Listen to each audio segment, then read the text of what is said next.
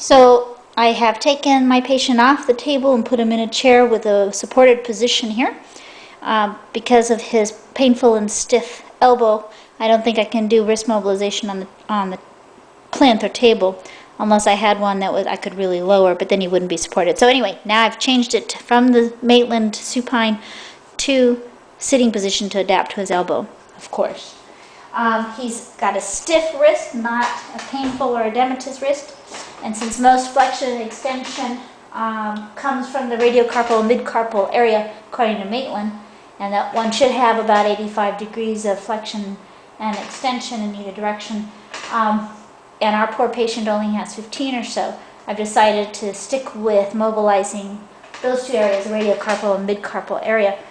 I'm going to stick with grade 4 mobilizations as a stretching option, and of course supplement with home program and the like, but for mobilization purposes I'm going to stick with grade 4 in this video. So my first one is going to be a midcarpal localized flexion where of course obviously he probably couldn't do much more than this, but for the purpose of the video we're going to turn him around so you can see what I'm doing.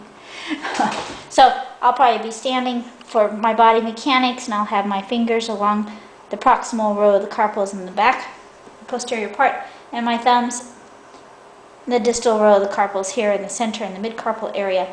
The whole point being to counter pressure back here, what my thumbs are doing in the front as I flex.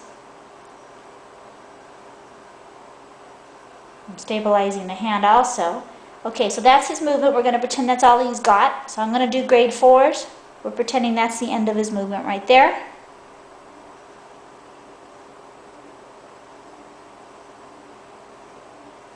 And that was 10.